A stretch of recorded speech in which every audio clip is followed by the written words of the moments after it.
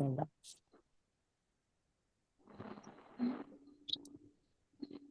జూమ్లో చేరి వచ్చిన సిస్టర్స్ అందరికీ యేసునామమున వందనాలు. పాట పాడుతున్నాము. నీ వాక్యమే నన్ను బ్రతికించెను, బాధలలో నెమ్మదినిచ్చెను.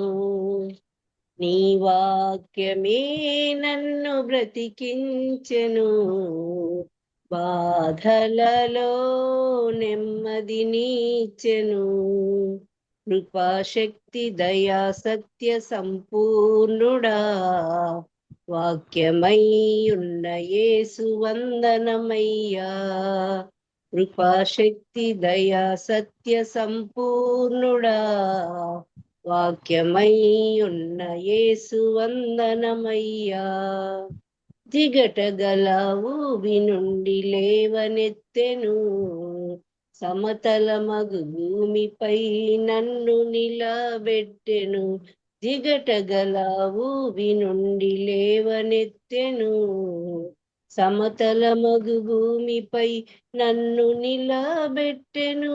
నా పాదములకు దీపమాయెను, నా పాదములకు దీపమాయెను. నిత్యమైన మార్గములో నన్ను నడిపించును, నిత్యమైన మార్గములో నన్ను నడిపించును. నీ వాక్యమే నన్ను బ్రతికించెను, బాధలలో నెమ్మదినిచ్చెను.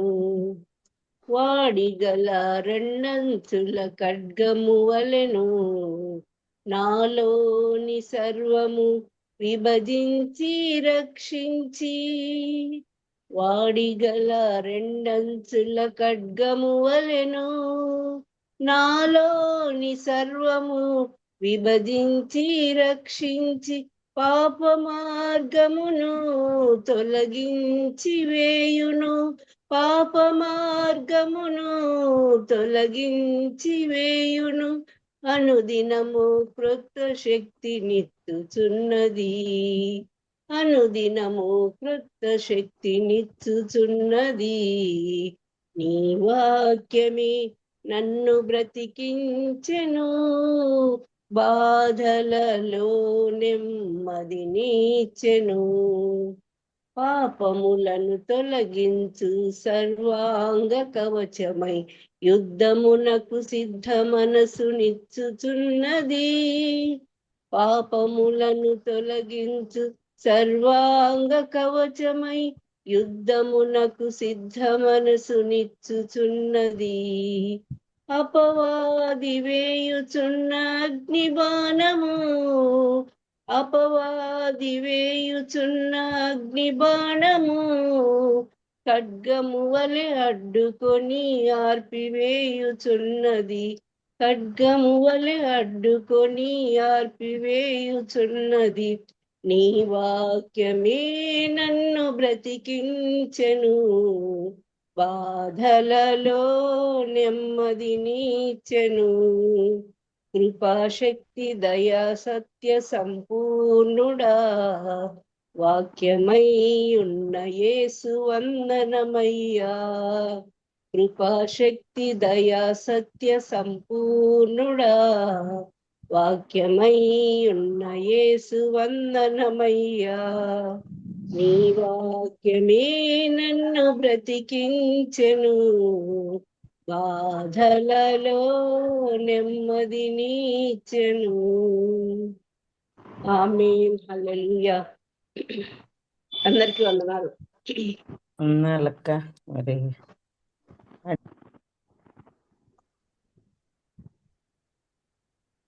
అన్ని మహింపరిచినటువంటి వేదమునక్కకు ఎస్తేర్ ప్రేయర్ వారియర్స్ తరపున వందనాలు చెల్లిస్తున్నాం. మరి ఇప్పుడు అమృతక్క మనకు వాక్యం అందిస్తారు. అమృతక్క మనకు అందరికి బాగా పరిచయమే కాబట్టి అక్కని గురించి నేను ఇంట్రడ్యూస్ మరి ఈ సమయాన్ని అమృతక్కకు అప్పగిస్తున్నాను.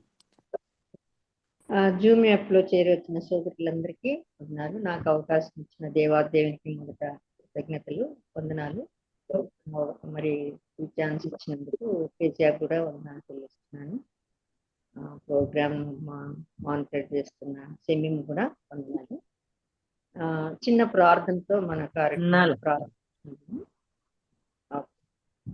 దయగల దేవ, కృపగల తండ్రి, మీ ఘనమైన నామానికి వందనాలు, స్తోత్రాలు. ఆయన ఉదయం మొదలుకొని ఇంతవరకు మమ్మల్ని మీరు ఎక్కువ చాటున భద్రపరిచి కాచి కాపాడు సజీవ లెక్కలు ఉంచి ఈ పాద సన్నిధికి మరొకసారి రాగలటకు మాకు ఇచ్చిన ఈ ధన్యత కొరకై వందనాలు, స్తోత్రాలు. అనుదినము ఆయన 4 గంటలకి మీ సన్నిధిలో కూడినైనా మమ్మల్ని ఒక్కొక్కరు మీరు దర్శించిన విధంగా నైనా మాకు మీరు బోధించాలనుకున్న విషయాలు మేము చర్చించుకోవడానికి మేమైతే అయోగ్యులమే, అపాత్రులమే, మాకు అంత జ్ఞానం లేదు. కానీ మీ ప్రేరణ చేత, మీ నడిపింపుతో నా తండ్రి కృప మీ సన్నిధిలో నిలబడడానికి మీరు ఇచ్చిన కృపై వందనాలు చెల్లిస్తూ మీరే మా నోటికి తోడైంది మాట్లాడమనుకుంటే ప్రార్థన చేస్తున్నాం. నేనైతే నిష్ప్రయోజకరాలనే ప్రభావ మాట మాంద్యం కూడా ఉంది నాకు. కానీ నా తండ్రి మీరే దయతలచి నా నాకును ముక్తి నా నోట్లో మీ మాటలు ఉంచమని తండ్రి నేను ప్రభావ ఇప్పుడికంతట్లో ఆది అంతమై నడిపించమని ఈ దినం మీరు మాకు బోధించిన విషయాలు మా జీవితాల్లో తండ్రి ఉపయోగకరంగా మేము ఉపయోగించుకోవడానికి, హృదయాల్లో పదిలిపరచుకోవడానికి, వాటి ప్రకారం జీవించడానికి మాకు కృపను అనుగ్రహించమని మీ ప్రియ కుమారుడు మా ప్రియ ప్రభుని త్వరలో రానైన యేసునామమున ప్రార్థిస్తున్నాం తండ్రి, ఆమేన్. సో నేను మొదట క్విజ్ అడుగుదాం అనుకుంటున్నాను. క్విజ్ ఏమడుగుతానంటే, బైబిల్లో కొన్ని వాగ్దానాలు ఉన్నాయి కదా, వాగ్దానాల గురించి అడుగుదాము అనుకుంటున్నాను. అందరికీ బాగా తెలిసిన వాగ్దానాలే, వాటిని గురించి అడుగుదాం అనుకుంటున్నాను. సరేనా?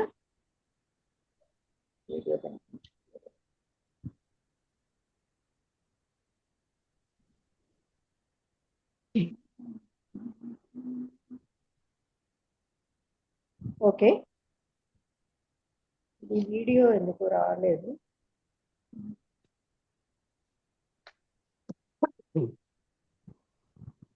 ఎవరైనా ఎక్స్పర్ట్స్ ఉన్నారా వీడియోని ఎట్లా చూడాలను? నెంబర్ చెప్తాయి బాబు. 93 ఉంది కాబట్టి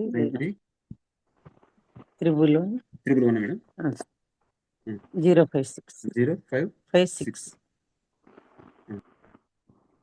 ఓకే, అందరూ మ్యూట్ లో ఉంటే మరి నేను అడుగుతాను.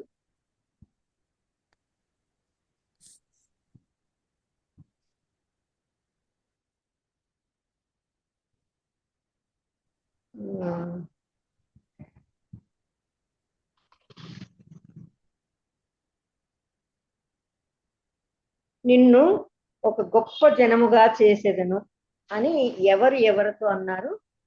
మీరు చెప్పగలిగితే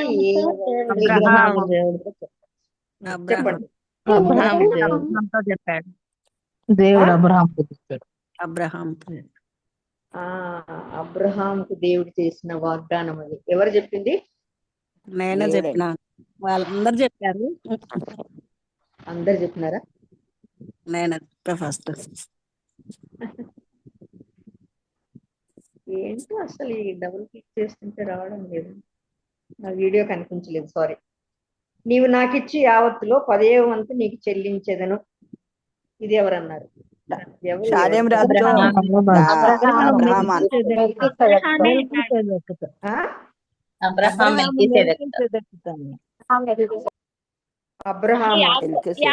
యాకోబు అన్నాడు. ఎవరు యాకోబు అనింది? యాకోబు, ప్రత్యూష, కరెక్ట్. యాకోబుకు దేవుడు. మరొకటి, మీరు ఈ పర్వతం మీద దేవుని సేవించెదరు. ఎవరు చెప్పారు ఈ వాగ్దానం?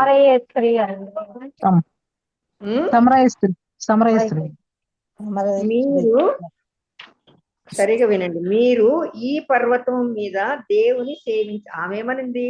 మేము ఈ పర్వతం మీద సేవిస్తామనింది. అని మొదటి ఈ మాట చెప్పిండేది ఎవరు?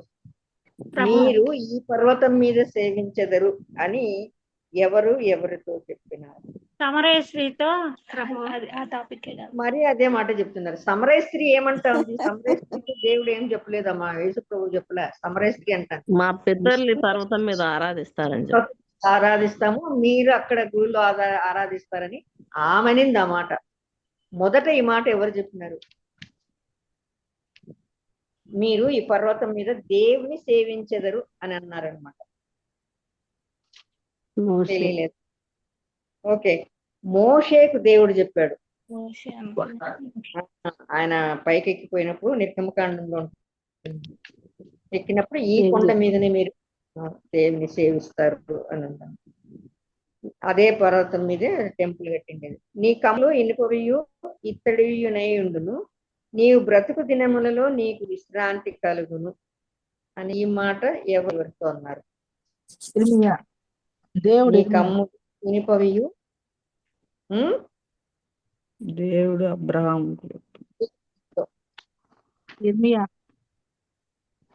నీ కమ్ములు ఇనుపవియు ఇత్తడివియునై ఉండును.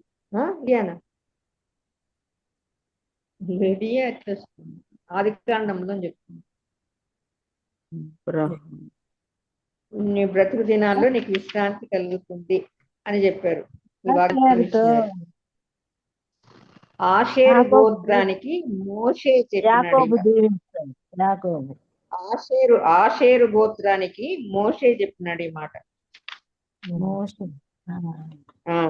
చూడండి, ద్వితీయోపదేశ కాండం 33:25లో. ధైర్యముగా ఉండుము, దిగులు పడకము, జడియకము, నీవు నడుచు మార్గం అంతటిలో నీ దేవుడైన యెహోవా నీకు తోడై ఉండును.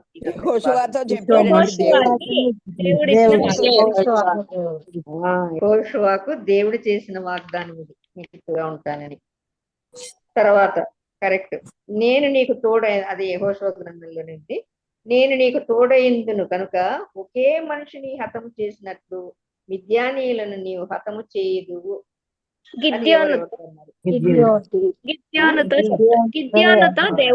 దేవునితో దేవుడు చేసిన వాగ్దానం అది న్యాయాధిపతుల్లో.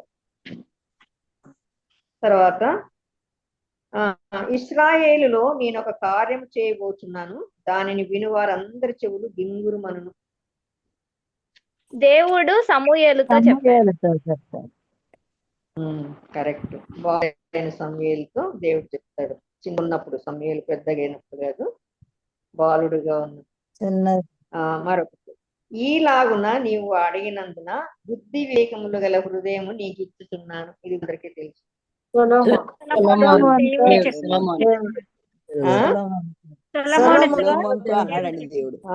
సొలొమోనుకు దేవుడు చేసిన వాగ్దానం అది. ఓకే, 9, ఇది కూడా ఈజీ. ఈ సంవత్సరములలో మంచైనను వర్షమైనను పడదు, నా మాట ప్రకారమే జరుగును అని ఎవరెవరితో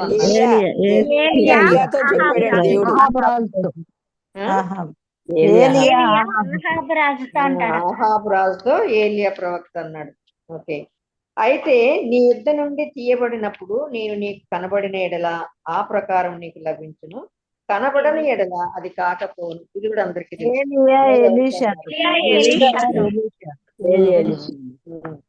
ఎప్పుడు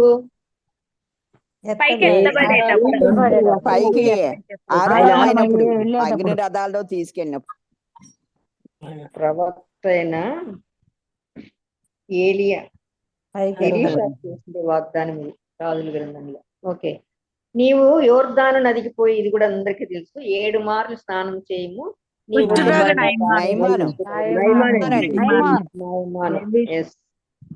నయమానుకు ఎవరు చెప్పారు?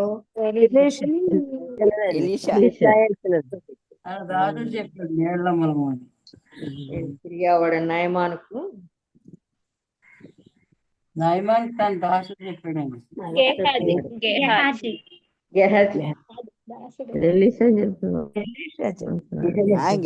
కాదమ్మా, నేనేమడుగుతున్నా, నీవు యోర్దాను నదికి పోయి స్నానం చేసి 7 మార్లు నువ్వు అని చెప్పింది ఎవరు? ఎలీషా దగ్గర ఉన్న ప్రవక్త శిష్యుడు నయమాను. భయపడవద్దు, మన పక్షంలో వారు వారికంటే అధికులై ఉన్నారు. ఎలీషా చెప్తాడు.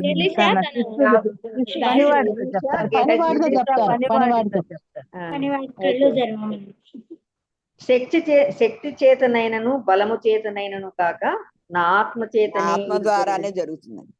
జరుగుతుంది. జకరియా జకరియా జకర్యా 4:7. దేవుడు తలపిస్తాడు. కరెక్ట్. 4:6 ఉంటుంది. ఓకే. జకర్యాల ఎవరు చెప్తారు? ఎవరికి చెప్తారు? జకరియాతో జకర్యాతో దేవుడు చెప్పాడు. జకర్యాతో కాదు, జకర్యా రాశాడు ఈ సంగతి. జెరుబ్బాబేలుకు చెప్పాడు దేవుడు. ఆ పట్టణపు వీధులు ఆటలాడు మగపిల్లలతోనూ ఆడపిల్లలతోనూ నిండి ఉండును. ఆ పట్టణపు వీధులు ఆటలాడు మగపిల్లలతోనూ ఆడపిల్లలతోనూ నిండి ఉండును. 1000 ఏండ్ల పాలనలో ఇది జకర్యా చెప్పిండేది. జకరియా యెరూషలేమును గూర్చి దేవుడు జకర్యాతో చెప్పాడు అన్నమాట. నేను జీవించుచున్నాను గనుక మీరును జీవించురు. ఇది కూడా చెప్తారు అందరూ. నేను జీవించుచున్నాను గనుక మీరును జీవించురు. దేవుడు యేసు ప్రభు శిష్యులకి సువార్తలండి. యోహాను సువార్తలో. ఎస్. ఓకే, చాలండి. వాక్య ధ్యానంలోకి వెళ్తాం. పేతురు రాసిన రెండవ పత్రిక. పేతురు రాసిన రెండవ పత్రిక 2వ అధ్యాయము 6 నుంచి 8 వరకు. మరియు ఆయన మరియు ఆయన సొదొమ గుమొర్రాలను పట్టణములను భస్మము చేసి ముందుకు భక్తిహీనులకు వారికి వాటిని దృష్టాంతముగా ఉంచుటకే వాటికి నాశనము విధించి దుర్మార్గుల కామ వికారయుక్తమైన నడవడి చేత బహు బాధపడిన నీతిమంతుడు లోతును తప్పించెను. ఆ నీతిమంతుడు వారి మధ్యను కాపురం ఉండి తాను చూసిన వాటిని బట్టి వినిన వాటిని బట్టి వారి అక్రమమైన క్రియల విషయంలో దినదినము నీతి గల తన మనస్సును నొప్పించుకొనుచు వచ్చాను. భక్తులను చాలు సిస్టర్, చాలు. 8 వరకే చాలు. సో మనం ఇక్కడ ఏం చదువుతున్నాం? పేతురు రాసిన పత్రికలో లోతు ఇక్కడ చాలా మంచివాడుగానే చెప్తున్నాడు అనమాట. లోతుని గురించి ఇక్కడ చాలా బాగా చెప్పాడు. దుర్మార్గుల కామ వికారయుక్తమైన నడవడి చేత బహుబాధపడిన నీతిమంతుడు లోతు నీతిమంతుడు అని పేతురు ఇక్కడ రాస్తున్నాడు అనమాట. కానీ మనం ఆదికాండంలో చూసినామంటే, ఆదికాండం చెప్తాము, ఆదికాండంలో చూసినామంటే లోతును చూసి మనకు మంచి అభిప్రాయం కలుగుతుంది. అక్కడ 11వ అధ్యాయం తీద్దాము. ఆదికాండం 11వ అధ్యాయంకి వెళ్దాము. అక్కడ చూస్తే మనకు లోతు అబ్రహాం యొక్క తమ్ముని కుమారుడు అని తెలుస్తుంది కదా. లోతు అబ్రహాం యొక్క 11వ అధ్యాయంలో ఉంది ఆ మాట కదా. ఎక్కడుంది 11? తెరహు ఇక్కడ హారాను లోతును 27వ వచనంలో చూసినామంటే తెరహు వంశావళిది. తెరహు అబ్రహామును నాహోరును హారానును కనెను, హారాను లోతును కనెను అని ఉంటుంది. అంటే ఇతను అబ్రహాం యొక్క తమ్ముని కుమారుడు అనమాట. హారాను కుమారుడే లోతు. ఆయన త్వరగా చనిపోయినాడు. మరి ఆయనకు 2 సిస్టర్స్ కూడా ఉన్నారనమాట. మనం మరి కింది వచనాల్లో చూసినామంటే హారాను తాను పుట్టిన దేశం కల్దీయుల దేశం ఊరను పట్టణంలో తన తండ్రి అయిన తెరహు కంటే ముందుగా మృతి పొందెను. అబ్రామును నాహోరును వివాహం చేసుకుని అబ్రాము భార్య పేరు శారాయి, నాహోరు భార్య పేరు మిల్కా. ఈ మిల్కా ఎవరు అంటే ఆమె మిల్కాకును ఇస్కాకును తండ్రి అయిన హారాను కుమార్తె. అంటే హారాను యొక్క కుమార్తెలు అనమాట వీళ్ళిద్దరు. అంటే లోతు కుమారుడు వీళ్ళిద్దరు, మిల్కా ఇస్కాను అని ఆమె, వీళ్ళిద్దరు కుమార్తెలు అనమాట. సో ఆమె మరి వాళ్ళ నాహోరును వివాహం చేసుకుంది. హారాను కుమార్తె నాహోరును, మిల్కా కదా, హారాను కుమార్తె ఈమె అని చెప్తున్నారనమాట. మిల్కాను పెళ్లి చేసుకున్నాడు అనమాట ఆయన. సో వాళ్ళందరూ ఒకరికొకరు బంధువులే అనమాట. సో ఆ కుటుంబంలో వాడే లోతును గురించి మనము ధ్యానిద్దాం. మీకు మొదటి మాట చదివినప్పుడే మీకు అర్థమైంటుంది. లోతు యొక్క జీవితాన్ని గురించి మనము నేర్చుకుందాం. లోతు మనకి ఎంతో పాఠంగా ఉంటాడని నాకు అనిపించింది. ఎందుకంటే అసలు నేను ఈ ఆదికాండం చదివినప్పుడు నేను పెద్దగా లోతు అబ్రహాముతో ఇంత సన్నిహితంగా ఉండి అబ్రహాము గుణాలను ఏది నేర్చుకోలేకపోయినాడు, అనవసరంగా పాడైపోయినాడు అని అనుకున్నాను. కానీ బట్ పేతురు మరి రాస్తున్నాడు, ఎలా రాశాడు మరి ఎట్లా అనుకున్నారో తెలియదు మనకు. ఆ పేతురు ఏమంటున్నాడు, ఆయన నీతిమంతుడు, తన మనసును నొచ్చుకున్నాడు, నీతిమంతుడైన లోతు అనే రాస్తున్నాడు అనమాట. సో అబ్రహాం తో ఉన్నటువంటి లోతు మరి అబ్రహాముకున్న గుణాల్లో కొన్నైనా ఉండాల. ఏమంటారు, 6 నెలలు ఒకరితో సహవాసం చేస్తే వాళ్ళు వాళ్ళు అవుతారు అంటారు. 7 అడుగులు నడిస్తేనే అవుతారు అంటున్నారు. 6 నెలలు సహవాసం చేస్తే వారు వీరైతారు అని అంటుంటారు. మరి అబ్రహాంతో చాలా కాలం ఉన్నాడు అనమాట లోతు. లోతు యాక్చువల్ గా తండ్రి లేడు కాబట్టి తాత అవ్వగారి దగ్గరే ఉన్నాడు అనుకుంటాను, ఆయన జేజబ్బ దగ్గర కదా. ఎవరు, తెరహతో పాటు ఉన్నాడు అనమాట. అందుకని తెరహ ఎక్కడున్నాడు, అబ్రహాంతో పాటు ఉన్నాడు అనమాట. అందుకని అబ్రాము, తెరహు, మరి లోతు ముగ్గురు కలిసి హారాను వరకు వచ్చి వారు అక్కడ ఆగిపోయినారనమాట. సో ఆయన హారాన్లో చనిపోయిన తర్వాత వాళ్ళు ముందుకు బయలుదేరిపోతున్నారు. ఆ బయలుదేరిపోయినప్పుడు లోతును వెంబడి పెట్టుకొని వచ్చినాడు అబ్రాహాంకి అప్పుడు ఇంకా సంతానం లేదు కాబట్టి మరి వాళ్ళిద్దరే కాకుండా వీళ్ళనిద్దరినీ తెచ్చుకున్నాడు. కానీ అక్కడ తండ్రి చనిపోయినాడు, అది ఇంకొక సబ్జెక్టు వేరే. అసలు ఎందుకు తెచ్చుకున్నాడని దేవుడు చెప్పింది మాత్రం అబ్రాహాం రమ్మని. కానీ తండ్రిని మరి వాళ్ళ తమ్ముడు కుమారుని కూడా తెచ్చుకున్నాడు. అఫ్కోర్స్ ఆయనకి వాళ్ళ తండ్రి లేడు కాబట్టి తెచ్చుకున్నాడేమో. తల్లి ఉందా లేదా అవన్నీ మనకి ఏమి డీటెయిల్స్ బైబిల్లో రాయబడలేదు. బట్ లోతును వెంబడి పెట్టుకొని వచ్చినాడు. నేను అనుకుంటాను లోతుకు అప్పుడే మరి వివాహం కూడా అయిందేమో. వాళ్ళ కుటుంబం వీళ్ళ కుటుంబం కలిసి ముందుకు వెళ్తున్నారనమాట. సో అబ్రహాం పిలిచిన దేవుడు మరి పిలిస్తే లోతును కూడా వెంబడి పెట్టుకొని వచ్చేసాడు అనమాట.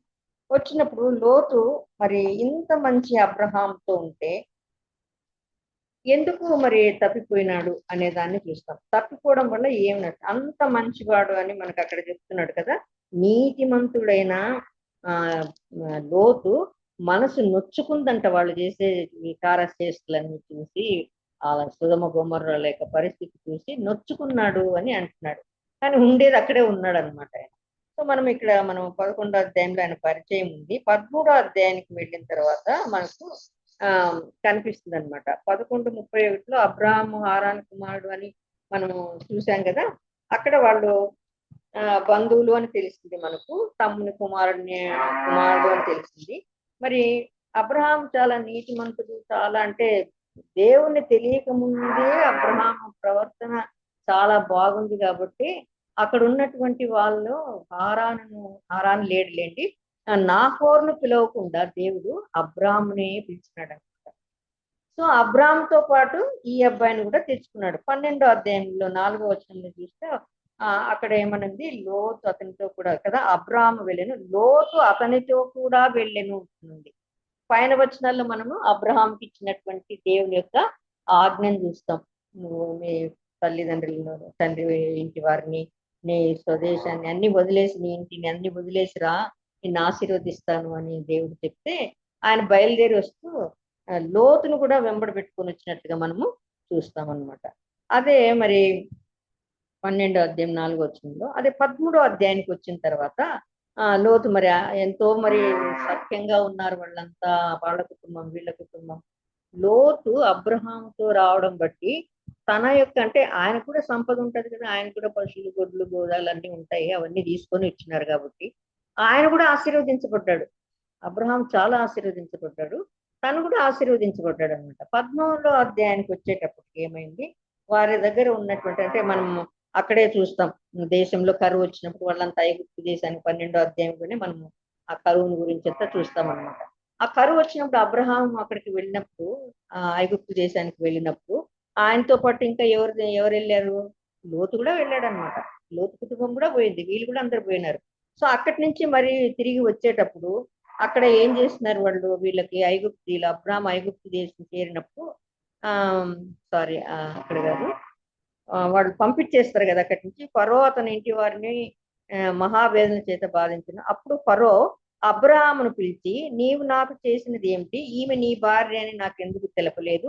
ఈమె నా సహోదరి అని ఏల చెప్పితివి. నేను ఆమెను నా భార్యగా చేసుకుందునేమో. అయితే నేను ఇదిగో నీ భార్య, ఈమెను తీసుకొని పొమ్మని చెప్పాను. మరియు ఫరో అతని విషయమై తన జనులకు ఆజ్ఞాపించినందున వారు అతని భార్యను, అతని కలిగిన సమస్తమును పంపివేసిరి. అంటే వాళ్ళు దాన్ని లాక్కోలేదు అనమాట. వాళ్ళు ఇంత మోసం చేసినట్టు మాకు అని అట్లా అనుకోకుండా పంపించేసినారనమాట. అక్కడి నుంచి మరి వచ్చేసినారనమాట. అప్పుడు లోతు కూడా అక్కడి నుంచి వచ్చేసాడు. వచ్చిన తర్వాత వాళ్ళకి పశు సంపద చాలా వృద్ధి చెందింది అనమాట. చెందిన తర్వాత 13వ అధ్యాయంకి వస్తే మనము 13వ అధ్యాయంలో ఏం చూస్తాము? 13:13లో ఒకసారి చదవండి. 13:13 సొదొమ మనుషులు యెహోవా దృష్టికి బహు పాపులనై ఉండిరి. లోతు అబ్రాహామును విడిచిపోయిన తర్వాత అది కాదు 13వ అధ్యాయంలో వాళ్ళిద్దరు కలిసి ఉండలేనంతగా వాళ్ళ సంపద పెరిగిపోయింది అని చూస్తాం. వాళ్ళ పశువుల కాపురులకి వీళ్ళ పశువుల కాపురులకి కుదరక వాళ్ళు ఏం చేస్తారు, మరి వేరైపోతారు అనమాట కదా. 6వ వచనం వారు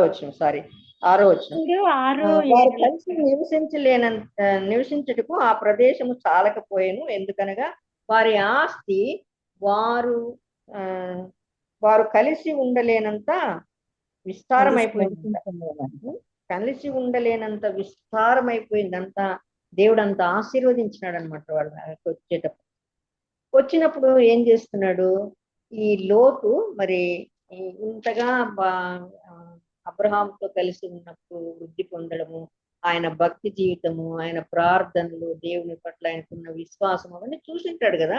ఐగుప్తుకైతే పోయినారు, కానీ ఐగుప్తు నుంచి వెంటనే అక్కడి నుంచి వచ్చేసినారు. వచ్చిన తర్వాత ఇవన్నీ చూసిన వాడు మరి అంత మంచిగా ఉండాల్సింది. నిజంగా కొంత మంచి గుణమే ఉంది లోతు, ఎందుకంటే అవన్నీ చూసినాడు, ఆ ప్రార్థనలు అవన్నీ ఉన్నాయి, అందుకే ఆశీర్వదించబడ్డాడు కూడా.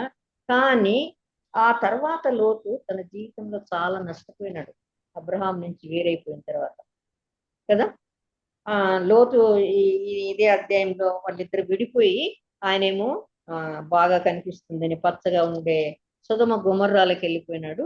మరి ఈయనేమో ఇంకా ముందుకు నడిచిపోయినాడు అనమాట. హోరేబు పర్వతం వరకు వెళ్ళిపోయినట్టు. వాగ్దాన దేశం కనాను దేశానికి అబ్రహాం వెళ్ళిపోయినట్టుగా చూస్తాం. సో విడిపోయిన తర్వాత లోతు చాలా విషయాల్లో నష్టపోయినాడని చెప్పాలా. మరి పేతురు అట్లా రాశాడు, కానీ కొన్ని విషయాలు మనం చూస్తాం. అంటే మనకి ఇక్కడ బైబిల్లో రాయబడిన దాని ప్రకారమే మనం చూస్తాం. నేను అంటే లోతును బ్యాడ్ గా చూపించాలని చెప్పడం లేదు, కానీ ఇంత మంచి విశ్వాసి కొన్ని విషయాల్లో తప్పుకోవడం వల్ల ఎంత నష్టపోయినాడో తెలుసుకుందాం. అది మన జీవితాలు కూడా వర్తిస్తుంది. మనమంతా విశ్వాసులమే, రక్షించబడిన వారమే, కానీ కొన్ని విషయాల్లో తప్పిపోయినప్పుడు మనకు నష్టం కలుగుతుంది అనమాట. ఆ నష్టం వల్ల మనము ఎంతో బాధపడతాం, కొన్నిసార్లు దేవునికి దూరం అవుతాము, మళ్ళా తిరిగి వస్తామేమో. ఎందుకంటే నీతిమంతుడు 7 మార్లు పడిన లేస్తాడు అన్నారు కాబట్టి పడిపోయినా మరి తిరిగి లేచి వస్తామేమో. కానీ ఆయన జీవితంలో జరిగిన ఆ 7 విషయాలను మనం ఒకసారి, నేను 7 అని లెక్క పెట్టుకొని ఆ 7 సంపూర్ణ సంఖ్యని 7కు కుదించినాను, కానీ బట్ ఇంకా కూడా నష్టపోయి ఉండొచ్చేమో తెలియదు నాకు. మొట్టమొదటిగా అసలు ఏమి నష్టపోయినాడు లోతు అనంటే, లోతు తన సంపద అంతా పోగొట్టుకున్నాడు కదా. నేనేమో సొదొమ గొమొర్రాలకు వచ్చేసిన తర్వాత అక్కడ ఏం చేసినాడు లోతు, బయట గుడారం వేసుకున్నాడు, పొలిమేరల్లో గుడారం వేసుకున్నాడు ఆయన కదా. అక్కడ వాళ్ళకి ఏమైంది, మనకు ఆ ఇన్సిడెంట్లు అన్ని జరిగినాయి. అవన్నీ అయిపోయిన తర్వాత ఆ సొదొమ గొమొర్రాలను దేవుడు అగ్నిగంధకాలతో కాల్చేస్తాను అని చెప్పాడనమాట. చెప్పినప్పుడు 19వ అధ్యాయం 16వ వచనంలో మనం చూసినామంటే, అప్పుడు వాళ్ళను అబ్రహాం యొక్క మొరను బట్టి, అబ్రహాం యొక్క ప్రార్థనను బట్టి దేవుడు ఏం చేసినాడు, వాళ్ళిద్దరిని, ఆ కుటుంబాన్ని మాత్రమే బయటికి తీసుకురావడానికి ఇష్టపడినాడు. మనం అదే పేతురు రాసినాడు, దాన్ని రెఫరెన్స్ చేసుకునే రాసినాడు, అగ్నిలో నుంచి లాగినట్టు వారిని బయటికి తీసుకొచ్చారు అని. సో లోతు అక్కడికి పోయిన తర్వాత సంపద పోగొట్టుకున్నాడు అనమాట. ఎలా పోగొట్టుకున్నాడు అంటే 16వ వచనంలో చూస్తాం మనము. 16వ వచనం 19, 16లో అతడు తడవు చేసినాడు. అంటే బయటికి పోండి మీరు అని చెప్తున్నారు వాళ్ళు. మీరు ఇది మేము అగ్నిగంధకాలతో కాల్ చేస్తాము, మీరు బయటికి వెళ్ళిపోండి, ఆ కనపడే చోటుకి వెళ్ళండి మీరు అని చెప్పినారు. చెప్పితే త్వరగా బయలుదేరుతున్నాడా లోతు? బయలుదేరడం లేదు, భయం లేకుండా ఉన్నాడు. వాళ్ళేమో అగ్నిగంధకాలతో కాల్ చేస్తాం, మీరు పోతే ఇంక మేము కాలుస్తాం అంటున్నారు. చాలా ఆలస్యం చేస్తుంది. మనకు తొందర ఉంటుంది కదా, త్వరగా ఏది చేసి ముందు బయటికి పోదాము అని అంటే ఆయన తడవు చేస్తున్నాడంట. తడవు అని అట్లా చిన్న ఒక మాట రాశారు, కానీ ఎంత ఆలస్యం చేస్తున్నారో మనకు తెలియదు అనమాట. ఇంకా అది సర్దుకుంటా, ఇది సర్దుకుంటా, అది తీసుకుంటా, ఇది తీసుకుంటా ఏమున్నారో మనకు తెలియదు. కానీ మరి వాళ్ళు తడవు చేసినప్పుడు ఏం చేస్తున్నారు, అవంతా వదిలేసి వాళ్ళు చేతులు పట్టుకొని లాక్కొచ్చినట్టుగా చూస్తాం కదా. 16వ అధ్యాయంలో చూస్తే, అప్పుడు అతని మీద యెహోవా కనికరపడటం వలన ఆ మనుషులు అతని చేతిని, అతని భార్య చేతిని, అతని 2 కుమార్తెల చేతులను పట్టుకొని వెలుపలికి తీసుకొని వచ్చి ఆ ఊరి బయట ఉంచిరి. ఊరి బయటికి తీసుకొచ్చి పెట్టేసినారనమాట. చేతులు పట్టుకొని వచ్చినారంటే వాళ్ళు ఏమైనా చేతులు పట్టుకొని వచ్చే వీలైంటుందా? ఇంకేముంటది అనమాట. వాళ్ళు ఏమైతే వెతుక్కొని ఇది తీసుకుపోదాం, అది తీసుకుపోదాం అనుకున్నారో అది ఏది వీలు కాలేదు. వాళ్ళు అక్కడి నుంచి పూచిక పుల్ల కూడా తీసుకొని రావడానికి వీలు కాలేదు. చేతులు పట్టుకొని తీసుకొచ్చి బయట వదిలేసినారు, దూరంగా ఆ ఊరికి వెలుపలగా వదిలేసినారు. ఎంత ఆస్తిపరుడు కదా. కలిసి అబ్రహాముతో కలిసి ఉండలేనంత విస్తారమైన ఆస్తి కలిగిన లోతు ఇప్పుడు ఏమైనాడు, కట్టుబట్టలతో బయటకు వచ్చేసినాడు అనమాట. అక్కడి నుంచి తను చేసుకున్న నిర్ణయాలను బట్టి ఆ కట్టుబట్టలతో బయటికి అక్కడి నుంచి వచ్చేసినట్టుగా చూస్తాము. సో మనం కూడా అనుకుంటాం ఇవి చిన్న విషయాలే, దీంతో ఏమైతుందిలే, ఇది చేస్తే పర్వాలేదులే, ఇది కొంచెం బాగుంది కదా, కంఫర్ట్ ఉంది కదా అనుకుంటుంటాం కొన్ని విషయాల్లో మనం. సో మన కంఫర్ట్స్ చూసుకుంటాం, కానీ అది దేవుని చిత్తమా కాదా అనేది మనము గ్రహించం కొన్నిసార్లు. సో దానివల్ల మనము నష్టపోతాం అనమాట. అది పోయినప్పుడు ఎందుకు నాకే ఇట్లా నష్టం జరిగింది, ఎందుకు ఇది ఇట్లా అయింది, ఈ అప్పు ఎందుకు ఎగరగొట్టినారు, ఈడెందుకు నాకు అప్పులు తీరడం లేదు, ఇట్లాంటివి ఆలోచిస్తాం. కానీ దేవుడి దగ్గర మొరపెట్టి ఆయన్ని అడిగి మనము వాటిని క్లియర్ చేసుకోమన్నమాట. సో లోతు దేవుణ్ణి అడగడం లేదు, ఏం ప్రభువా నేను ఇట్లనే వెళ్ళిపోలనా అని ప్రార్థన పూర్వకంగా పోలేదనమాట. వాళ్ళే బలవంతంగా అబ్రహామును బట్టి లోతును బయటికి తీసుకొచ్చినట్లుగా మనం చూస్తామన్నమాట. సో ఆ 14వ అధ్యాయంలో చూస్తున్నామంటే మనం ఇదే ఆదికాండం 14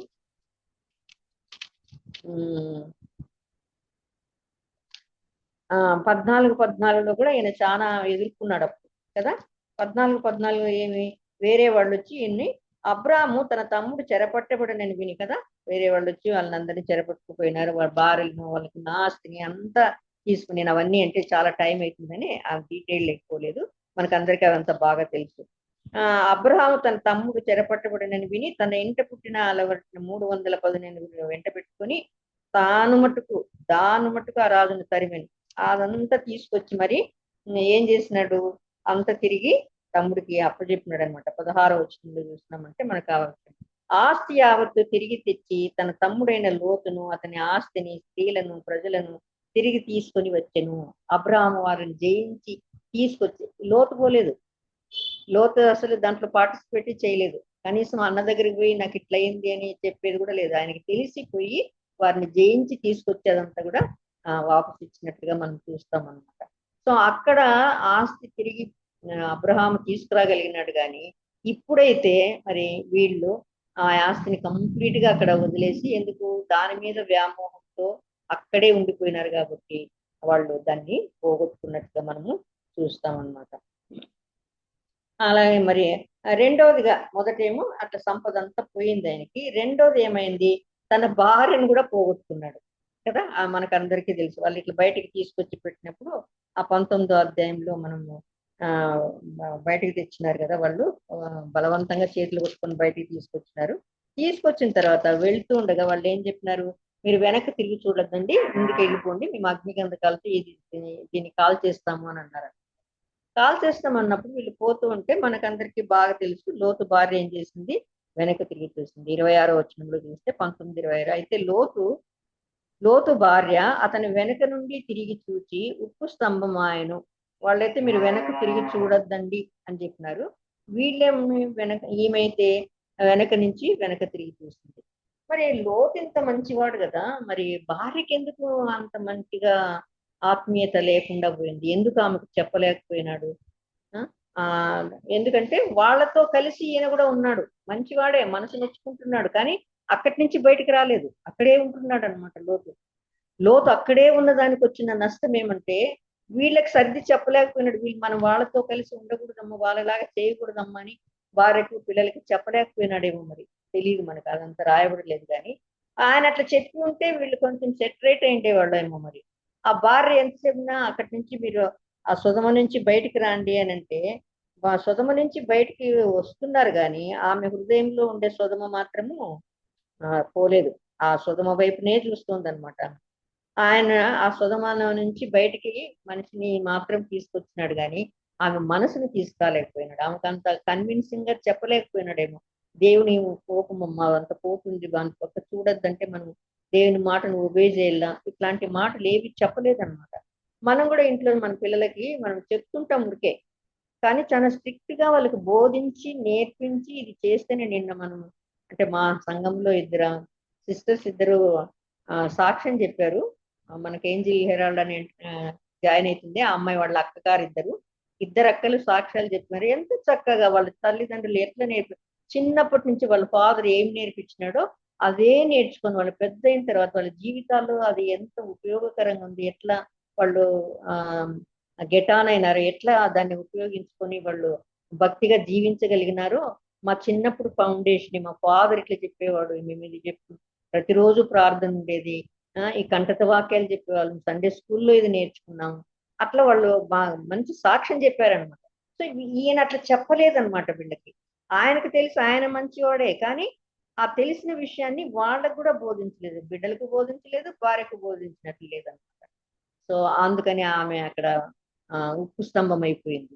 అంతవరకు కలిసే ఉన్నారు, కానీ అక్కడ ఆ భార్యను ఆయన పోగొట్టుకున్నట్టుగా మనం చూస్తామన్నమాట. తర్వాత మూడవదిగా దేవుని ప్రత్యక్షత లేదు లోతుకి. అబ్రహాంతో కలిసి ఉన్నప్పుడు, అబ్రహాంతో దేవుడు మాట్లాడినప్పుడు ఆ మాటలన్నీ మరి అబ్రహాం చెప్పినప్పుడు మరి ఈయన కూడా విన్నాడో మరి ఏమో, మొత్తానికి అబ్రహాంతో ఉన్నాడు కాబట్టి అప్పుడు దీవించబడ్డాడు బాగానే.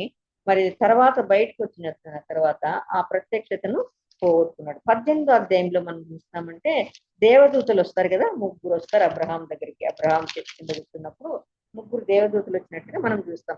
18వ అధ్యాయం మొదటి వచ్చిన, మరియు మమ్రే దగ్గర ఉన్న సింధూర వనంలో అబ్రాము ఎండవేళ గుడారపు ద్వారమందు కూర్చుని ఉన్నప్పుడు యెహోవా అతనికి కనబడెను. అతడు కన్నులెత్తి చూసినప్పుడు ముగ్గురు మనుషులు అతని ఎదుట నిలబడి ఉండిరి. సో ముగ్గురు దేవదూతలు వచ్చారనమాట. అంటే దేవుడు కూడా, యేసు ప్రభు కూడా వాళ్ళతో పాటు ఉన్నాడు అని, ఆ ముగ్గురులో ఒకడు అని ఉండిరి.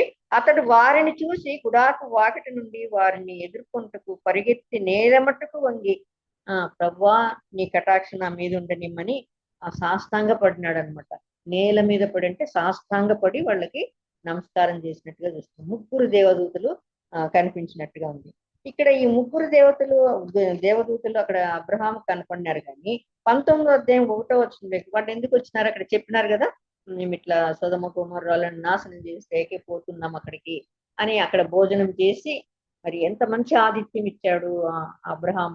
నిమిషాల మీద తయారు చేశాడు అనమాట. అంత వయసులో దాదాపు అప్పుడు ఆయనకి 99 ఏళ్ళు ఉంటాయేమో, ఎందుకంటే దీని తర్వాతనే 1 సంవత్సరం తర్వాతే మరి శారమ్మకు పిల్లలు పుట్టారు కాబట్టి మరి 99 ఉంటాయో 98 ఉంటాయి, మొత్తానికి 90+100కి దగ్గరలోనే ఉన్నాడు. కానీ ఎట్లా పరిగెత్తాడంటే ఆయన భోజనం చేసి, ఇంటి నిమిత్తం కదా మీరు నా దగ్గరకు వచ్చినారు, అబ్రహాం గుడారంలో ఉన్న శారా ఎదురు త్వరగా వెళ్ళి నీవు త్వరపడి 3 మానికల పిండితో మెత్తని పిండితో రొట్టెలు చేయమని చెప్పాడు. అబ్రహాం పశువుల మందకు పరిగెత్తి, ఎంత మాట చూడండి, అబ్రహాం మందకు పరిగెత్తి ఒక మంచి లేత దూడని తెచ్చి అబ్రహామే పోయాడు. ఎంతమంది పని వాళ్ళు ఉన్నారన్నాడు 18వ అధ్యాయంలో. ఇంట అలవరిన వాళ్ళు 380 మంది, 318 పని వాళ్ళు ఉన్నారు ఆయన దగ్గర. కానీ ఈయనే పరిగెత్తాడంట. ఆ 98 ఏళ్ళు 99 ఏళ్ళ వయసు వాడు పరిగెత్తి వెళ్ళి మంచి దూడని తీసుకొచ్చి మరి భోజనం సిద్ధపరిచినట్లుగా చూస్తున్నాం. దేవదూతలు తన దగ్గరకు వచ్చినారని. ఆయనేమో ఏమనుకుంటాడు, వీళ్ళు యాత్రికులు ఎవరు నా దగ్గరకు వచ్చిన వాళ్ళే అనుకున్నాడో ఏమో తెలియదు, కానీ వాళ్ళకి మంచి ఆతిథ్యాన్ని అయితే ఇచ్చినారు. మేము అక్కడికి పోతాము, నాశనం చేస్తా ఉంటే దేవుడి దగ్గర చాలా మొరపెట్టాడు అనుకోండి. ఈ 19వ అధ్యాయానికి వచ్చేటప్పటికి ఏమైంది, గవని యొద్ద కూర్చున్నాడంట లోతు. అప్పుడు వీళ్ళు దేవదూతలు అక్కడికి వచ్చినారనమాట.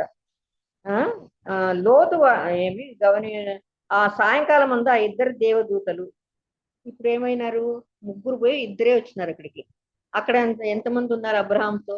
ముగ్గురు దూతలు ఉన్నారు. కానీ ఇక్కడికి వచ్చేటప్పటికి ఏమైంది, ఇద్దరు దూతలే వచ్చినారు ఆయన దగ్గరికి. ఇద్దరే వచ్చి లోతు సొదమ గవని యొద్ద కూర్చుని ఉండేను. లోతు వారిని చూచి వారిని ఎదుర్కొంటకు లేచి సాష్టాంగ నమస్కారం చేసి, సో ఈయన ఇంకా భక్తిలో ఉన్నాడు, నీతిపరుడు అని చెప్పడానికి ఇది ఒక కారణం అనమాట. అంటే దూతలను చూసి ఆయన గుర్తుపట్టగలిగినాడు, పట్టి వాళ్ళకి సాష్టాంగ నమస్కారం చేస్తున్నాడు అనమాట. ఇదన్నీ బాగానే ఉంది. కానీ ఒక ప్రక్కన ఇవన్నీ ఉంటూ కూడా ఆయన తన జీవితాన్ని చక్కబరుచుకోవడం, తన కుటుంబాన్ని చక్కబరుచుకోవడానికి మాత్రం ఆయన ప్రాధాన్యత ఇవ్వలేదన్నమాట. తన మట్టుకు తాను నేను రక్షించుకున్నాను తానులే, మిగతా వాళ్ళ కథ వద్దు అన్నట్లున్నాడు అనమాట. మిగతా వాళ్ళ కథ వద్దుగా దానికి ఇంట్రెస్ట్ లేనట్లుంది, ఏం పట్టించుకోలేదు. వాళ్ళు ఎట్లా అనుకోవడం లేదనమాట. మనం కూడా అట్లున్నామా? మన చుట్టుపట్ల వాళ్ళ పట్ల మనం అట్లా ఉన్నామా? నేను రక్షించబడి నేను పోతాను, వీళ్ళు చెప్తే వినేవాళ్ళు కదలే అనుకుంటున్నామా? మన కీర్తనకి మన సోదరుల గురించి, మన సోదరుల గురించి, మన బంధువుల గురించి అట్లనే ఆలోచిస్తున్నామా మనము? లోతైతే మరి బయటికి రాయబడలేదు కానీ మరి వారి పట్ల ఏం శ్రద్ధ చూపించలేదు కాబట్టి అట్లనే అనుకోవాలి. మరి నేను ఏమి వారిని గురించిన శ్రద్ధ ఏమి ఉన్నట్టుగా కనిపించడం లేదనమాట ఈయనకి. వాళ్ళిద్దరే వచ్చినారు అక్కడికి, చేసి ఇంటికి బలవంతంగా తీసుకెళ్ళాడు వారిని. సో ఆ ప్రత్యక్షత ఈయనకి లేకపోయింది. అంటే మూడో వాడు యేసు క్రీస్తు, ఆయన రాలే అక్కడికి అని నేను అనుకుంటున్నాను. ఎవరు చెప్పినారో లేదో తెలియదు కానీ నాకు అట్లా తలంపు వచ్చింది అనమాట. ముగ్గురు వచ్చినారంటే అందులో ప్రభు కూడా ఉన్నాడు అని. మరి ఇద్దరే వెళ్ళారు అక్కడికి, ముగ్గురు వెళ్ళకుండా అని. వారిని చూసి ఎదుర్కొంటూ సాష్టాంగ పడి కాళ్ళు కడుక్కొని నీళ్ళు ఇచ్చి బలవంతంగా ఇంటికి తీసుకున్నారు. వాళ్ళు అసలు ఇష్టపడలేదు, మేము ఇక్కడే ఈ వీధిలోనే ఉంటాము అన్నారు. ఆ దూతలు ఇద్దరు ఏమన్నారు, మేము వీధిలోనే ఉంటాము, వద్దు మీ ఇంటికి అని అంటే వాళ్ళను బలవంతంగా తీసుకున్నారు. సో ఆయనకు నెమ్మది, అంటే ఆయన ఉన్నటువంటి భక్తిని బట్టి, ఆయనకు ఉన్నటువంటి సిన్సియారిటీని బట్టి వాళ్ళు పోయినట్టున్నారు ఇంటికి.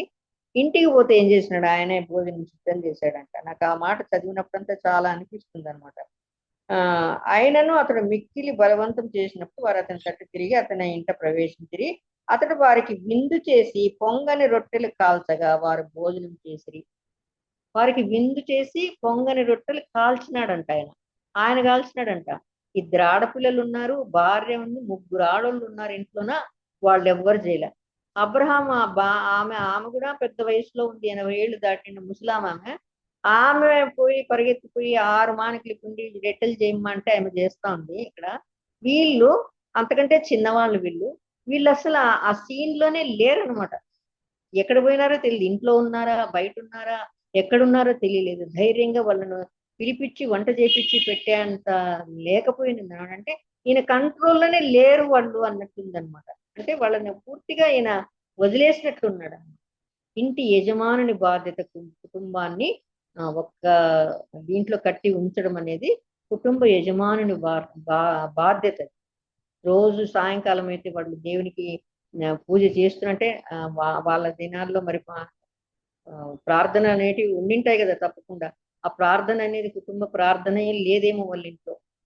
మరి సాయంకాలం పూటే వచ్చినారు కదా వాళ్ళు, పగలు కాదు కదా వచ్చింది. ఆ సాయంకాలం పూట ఆడవాళ్ళు ఎక్కడికి పోయినారు, వాళ్ళు ఎక్కడికి పోయినారు, ఏమి వాళ్ళ కథలు ఏంటి, ఏమి లోతుగా అవన్నీ ఏమి పట్టినట్టు లేదు.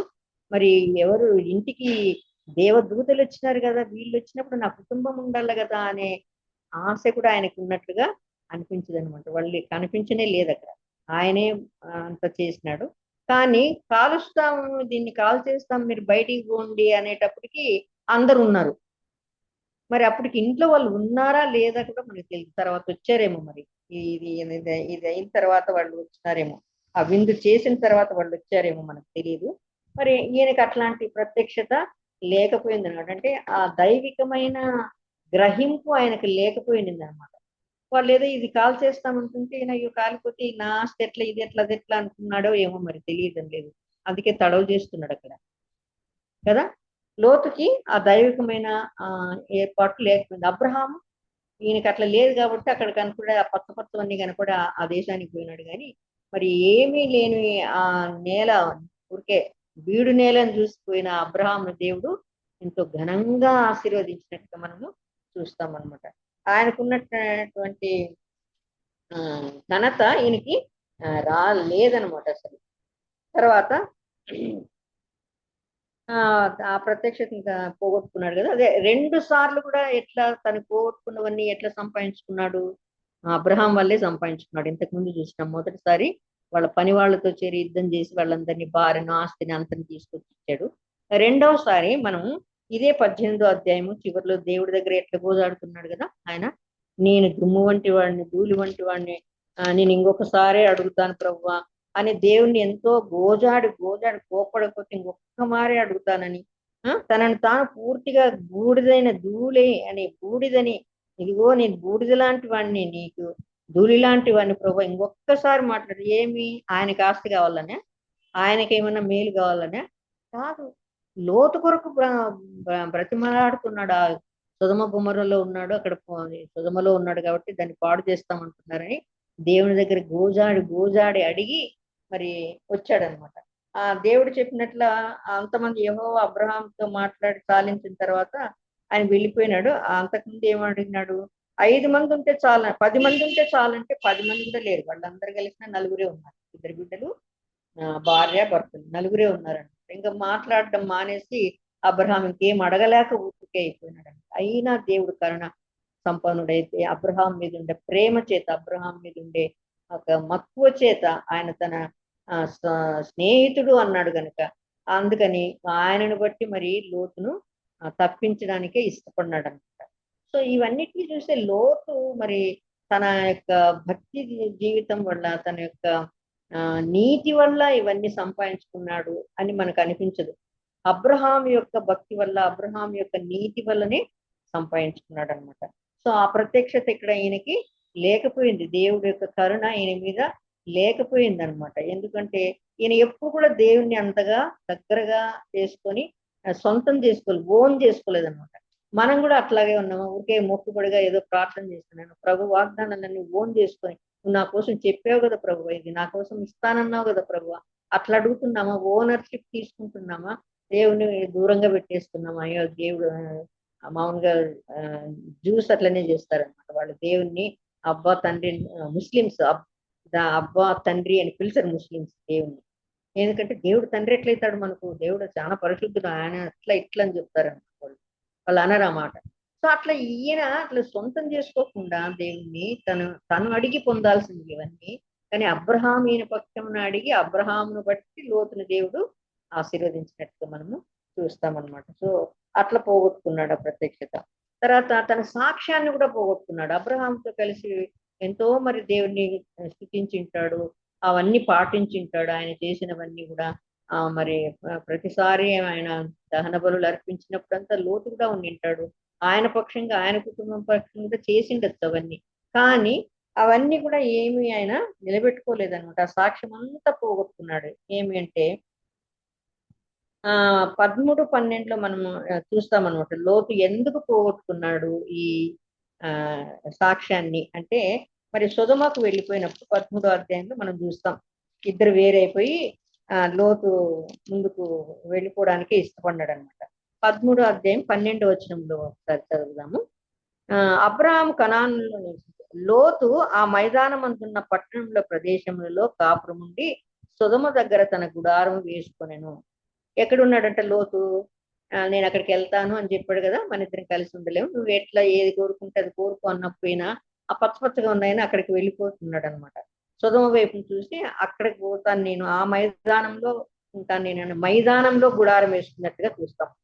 సొదొమ దగ్గరగా తన గుడారం వేసుకున్నట్టుగా, అంటే మైదానం ఊరు బయట వేసుకున్నట్టుగా చూస్తాం. సో ఆ సొదొమ దగ్గరకు పోవడమే మొట్టమొదటి పతనం ఆయనకి ఇంకా కదా. అవి ఎట్లాంటివంట? సొదొమ గుమర్రాలు పాపంతో నిండిన అన్నమాట. చాలా దుర్మార్గమైన పట్టణాలు అవి. అట్లాంటి చోటుకి మరి ఇతను వెళ్ళిపోతున్నాడు అనమాట. అట్లాంటి చోటుకి పోతే ఏమైతుంది? వాళ్ళతో కలిసిపోవాల్సి వస్తుంది. ఈయన వాళ్ళకి వేరుగా ఉండి ఏమైనా సాధించగలుగుతాడా? అవన్నీ ఏమి తెలియదు దీనికి. కానీ అక్కడే ఉండాలి, బాగా చూసేకి బాగా పచ్చగా ఉందనుకొని వెళ్ళాడు. కానీ ఆ లోపలంతా ఎంతో దుర్మార్గం ఉంది, దుష్టత్వం ఉంది. ఎంతో వ్యభిచారం ఉంది అక్కడ, చాలా ఉన్నాయి అక్కడంతా. కానీ ఈయన ఏం చేశాడు, అక్కడికి వెళ్ళిపోయినాడు. మొట్టమొదటిగా 18వ అధ్యాయంలో సొదొమకు దగ్గరగా వెళ్ళాడనమాట. నెక్స్ట్ మళ్ళా చూసినామంటే 14వ అధ్యాయం 12వ వచనంలోకి వస్తే ఇక్కడేముంది, 14వ అధ్యాయము 12వ వచనంలో, మరియు అబ్రాహాము సహోదరుని కుమారుడైన లోతు సొదొమలో కాపురం ఉండెను. ఇప్పుడు ఎక్కడ పోయినాడు? అంతకుముందు ఎక్కడ ఉన్నాడు? సొదొమ దగ్గర మైదానంలో ఉన్నాడు. ఇప్పుడు ఎక్కడున్నాడంట? సొదొమలో కాపురం ఉన్నాడంట. అంటే అక్కడి నుంచి గుడారం ఎత్తి సొదొమ పట్టణంలోకి వచ్చేసినాడు. వాళ్ళతో కలిసిపోయినాడు అనమాట. వాళ్ళతో కలిసిపోవడం బట్టి ఆయన ఇంకొంచెం దిగజారిపోయినాడు కదా. చుట్టుపక్కల అందరూ అట్లాంటి వాళ్ళే ఉంటే మరి ఏమంటారు, మంచి నడవడి దుష్ట సాంగత్యము మంచి నడవడిని చేరుకును అంటారు. సో ఆ మంచివాడైన లోతు వాళ్ళలో చేరిపోయినాడు అనమాట. సొదొమలోకి వెళ్ళిపోయినాడు. వెళ్ళిపోయి ఆ తర్వాత మళ్ళా ఇంకా ఏం చేసినాడు? 19వ అధ్యాయంకి వచ్చేటప్పటికి 19వ అధ్యాయము 1వ వచనంలో చూస్తే, లోతు సొదొమ గవిని యొద్ద కూర్చుండెను. గవిని ఎక్కడ ఉంటుందమ్మా? సొదొమ ఊరి మధ్యలో ఎక్కడో గవిని ఉంటుందన్నమాట. అట్లాంటి చోట అంటే ఊరి వాళ్ళందరూ కూర్చొని మాట్లాడే చోటుకి వెళ్ళిపోయినాడు. అక్కడ ఆయన ఏమనుకున్నాడో మరి, నాకు మంచి ఆధిక్యత ఇస్తారు, మంచి జ్ఞానవంతుని, నేను నా మాట వీళ్ళు వింటారను అట్లా మరి అట్లా చేరి వాళ్ళతో కలిసి అక్కడ వాళ్ళకి ఏదైనా చెప్పచ్చు అని అనుకొని పోయినాడేమో. కానీ ఈయనే వాళ్ళ పద్ధతుల్లోకి వెళ్ళిపోయినాడు అనమాట. వాళ్ళ దగ్గర కూర్చున్నాడు. వాళ్ళు అక్కడ ఏమేమో మాట్లాడుతుంటారు. గవిని యొద్ద అంటే మామూలుగా ఊరోకల దగ్గర అంటుంటారు. మనం ఇప్పుడు విలేజెస్ లో ఒక ఏదైనా రచ్చబండ ఉంటుంది, ఆ రచ్చబండ దగ్గర కూర్చుంటారని, అట్లాంటిది అనమాట ఇది గవిని. ఆ గవిని దగ్గరికి వెళ్ళిపోయినాడు.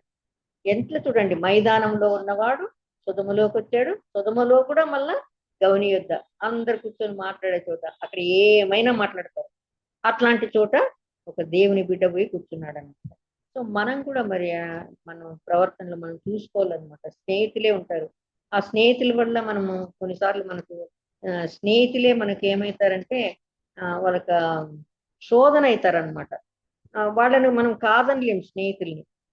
వాళ్ళు అన్నిలే అయింటారు మనకు చాలా మటుకు స్నేహితులు. ఎందుకంటే బయట లోకంలో తిరుగుతాం కాబట్టి, స్కూళ్ళలో కాలేజెస్లో క్రిస్టియన్ తోనే ఉంటాము అనడానికి ఏమి ఉండదు. వేరే ఫ్రెండ్స్ కూడా మనకు ఉంటారనమాట. కాబట్టి వాళ్ళతో కలిసి పోకూడదు. నేను చిన్నప్పుడు అంటే 10th క్లాస్లో ఉండగా, SSLCలో ఉండగా అనుకుంటాను, నా బెంచ్ మేట్, నేను పొట్టి కదా, నాకు ఇంకొక అమ్మాయి వాణి అని ఒక బ్రాహ్మణ అమ్మాయి ఉండేది. మేమిద్దరు ఫస్ట్ బెంచ్లో కూర్చుండేవాళ్ళం, పొట్టి వాళ్ళమని. ఆ అమ్మాయి బ్రాహ్మణ్ కదా, ఆ అమ్మాయి అలవాట్లన్నీ నాకు వచ్చేసాయి. ఆ అమ్మాయి ఏదో ఏమంటారు, హనుమాన్ చాలీసా కాదు, వెంకటేశ్వర సుప్రభాతం చెప్పి నాకు అప్పట్లో చాలా ఇష్టం. రేడియోలో వచ్చేదన్నమాట అది పొద్దున్నే. ఆ సుప్రభాతం పెట్టేవాళ్ళు. నాకు ఎందుకు ఆ పాడే పద్ధతి అదంతా చాలా నచ్చేది అప్పట్లో. అందుకని ఆ అమ్మాయిని అడిగాను, నీకు అదంతా వచ్చు అంటే వచ్చు నాకు అని. అంటే నాకు నేర్పిస్తావంటే నేర్పించింది అమ్మాయి నాకు కొంతవరకు. అట్లా ఆ అమ్మాయి ఏదో పూజలు చేస్తుందంటే నేను చూసేదాన్ని అనమాట. అంటే అప్పటికి నేను ఇంకా ప్రభు నమ్ముకోలేదు అనుకోండి. కానీ నాకు కూడా అవన్నీ చెయ్యాలా అనేది, అంటే వాళ్ళ సాంగత్యం చేసినామంటే అది మనకు రావాలా, మనకు కావాలా అని అనిపిస్తుంది. అక్కడ పోయి కూర్చున్నాడు అంటే వాళ్ళ మాటల్లో ఈయన కూడా చేరిక అయిపోయింటాడు. వాడు ఏం మాట్లాడుతున్నాడు, వాళ్ళు ఏం అన్యాయం చేయాలనుకుంటున్నారు, అట్లాంటి వాటిలో అవును అని చెప్పకపోయినా అక్కడ ఉన్నారు అంటే అర్థమేమి, మనం కూడా అవును అన్నట్లే లెక్క. కాదు అనేటట్లయితే అక్కడ కూర్చోం మనం కదా, అక్కడ కూర్చోకూడదు అనమాట. అక్కడ కూర్చున్నామంటే వాళ్ళు మాట్లాడే దానికి మనకు కూడా సమ్మతమే అని అర్థం వస్తుంది అనమాట. సో అట్లా ఉండకూడదు అని చెప్తారనమాట. ఏమంటారు, అట్లా పోయి లోతు సొదొమ గవిని యొద్ద కూర్చున్నట్లుగా మనం చూస్తామన్నమాట. మరి ఇంకా 14వ వచనంకి వచ్చేటప్పటికి అల్లుళ్ళు కూడా ఎట్లా ఎగతాలు చేస్తున్నారు కదా ఆయన్ని. లోతు బయటికి వెళ్ళి తన కుమార్తెను పెండ్లాడనైన తన అల్లుళ్ళతో మాట్లాడి రెండి ఈ చోటు పెట్టి రండి, యెహోవా ఈ పట్టణమును నాశనం చేయబోతున్నాడని చెప్పాను. అయితే అతడు తన అల్లుళ్ళ దృష్టికి ఎగతాళి చేయవాని వలె ఉండెను. లెక్కలేదన్నమాట. బిడ్డలకే తండ్రి అంటే లెక్కలేదు, కాబోయే అల్లుళ్ళకు కూడా మామగారంటే లెక్కలేదన్నమాట. ఎందుకు? ఈయన స్వయంకృతం అనమాట అది. ఈయన దాన్ని మెయింటైన్ చేయలేదు. మామగా ఎట్లుండాలా, తండ్రిగా ఎట్లుండాలా, భార్యగా ఎట్లుండాలా, ఒక దైవ బిడ్డగా ఎట్లుండాలో ఆయన ప్రవర్తించలేదు. తను మంచివాడైనంత మాత్రాన ఇంకా మిగతావన్నీ వదిలేస్తే ఎట్లా? నీ మంచితనం పక్కన వాళ్ళకు కూడా రావాలి కదా. రావాలంటే నువ్వు చెప్పాలి కదా. నువ్వు బోధించడం లేదు, వాళ్ళకి నేర్పించడం లేదు, వాళ్ళ దీనికి కూడా ఎగతాళిగా తయారైపోయినాడు అనమాట. అంతేకాకుండా మరి ఇంకేమంటారు, మొదటి యోహాను 2:15 చెప్పినట్ల ఎవడైనా లోకమును ప్రేమించిన యెడల తండ్రి ప్రేమను తండ్రి ప్రేమ వానికి ఉండదు అని ఉంటుంది కదా. మొదటి యోహాను పత్రిక 2:15 ఎవడైనా లోకమును ప్రేమించిన యెడల తండ్రి ప్రేమ వానిలో ఉండదు. ఇప్పుడు లోకాన్ని ప్రేమిస్తున్నాడు, అందుకే దేవుడు కూడా లోతును వదిలేసినాడు. దేవుని ప్రేమ కూడా లోతుకి లేదనమాట. అక్కడ దాన్ని హెచ్చరించి నువ్వు బయటకు వచ్చేసే అని చెప్పట్లేదు. ఎందుకంటే ఈయన ఒక్కొక్క మెట్టే దిగజారి వెళ్ళిపోయినాడు. ఆ సాక్ష్యాన్ని అంతా పోగొట్టుకున్నాడు, అంతకు ముందు ఉండే సాక్ష్యాన్ని. అదే రకంగా మరి 2 కొరింథీ 6:14-15 మనం చూస్తే ఒకసారి చూద్దాం. అది కొరింథీయులకు రాసిన 2వ పత్రిక తీస్తారా ఎవరైనా? అదంతా చాలా ఉంది, కానీ మనకు ఏమంటారంటే వాళ్ళతో మనం సాంగత్యం చేయకూడదు, వాళ్ళు కూర్చున్న చోట మనం కూర్చోకూడదు, అవన్నీ ఉన్నాయి కదా. దాని గురించి తీసినారు, ఎవరైనా తీస్తే చదువుతారా? ఎన్నో వచ్చినాం అంటే 2 కొరింథీ 6:14-15 చదవమ్మా. మీరు అవిశ్వాసులతో జోడుగా ఉండకుడి, నీతికి దుర్నీతితో ఏమి సాంగత్యము, వెలుగునకు చీకటితో ఏమి పొత్తు, క్రీస్తునకు బెలియాలతో ఏమి సంబంధము, అవిశ్వాసితో విశ్వాసికి పాలెక్కడిది, దేవుని ఆలయమునకు విగ్రహంతో ఏమి పొందిక, మనము జీవం చాలండి. సో ఇక్కడ వరకే చూస్తే నిజంగా వాళ్ళతో జోడుగా ఉండాల్సిన ఇది లేదు. వాళ్ళు విశ్వాసులు కాదు, అవిశ్వాసులతో జోడుగా ఉండకూడదు. నీతికి దుర్నీతితో నీతిపరుడు అంటున్నాం మరి లోతును. మరి నీతిపరుడైన లోతు వాళ్ళతో ఎట్లా సాంగత్యం చేస్తాడు? చేయకూడదు కదా. సో తన నీతిని పోగొట్టుకున్నాడు, ఆ సాక్ష్యం పోయింది అనమాట. నీతిపరుడు అనే సాక్ష్యం అక్కడ పోగొట్టుకున్నాడు అనమాట. తర్వాత త్వరగా ముగిస్తాను. ఐదవదిగా వచ్చి ఇంకేం పోగొట్టుకున్నాడంటే లోతు పరువు పోగొట్టుకున్నాడు కదా. ఏం పరువు ఉంది ఇంకా ఆయనకి? ఏం పరువు లేదు. కుమార్తెలు తండ్రితో కలిసి పాపం చేశారు. అసలు వాళ్ళకి ఆ ఐడియానే రాకూడదు. మరి ఆయన చెప్పాను కదా, ఆయన ఏమీ కొంచెం కూడా జాగ్రత్త తీసుకొనే లేదనమాట కదా. ఎందుకని? ద్రాక్షారసం బాగా తాపించి ఆయనతో పాపం చేసినారు పిల్లలు.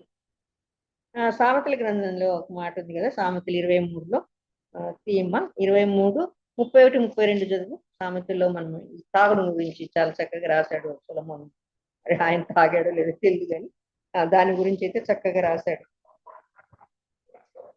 ఒకసారి తీవా 23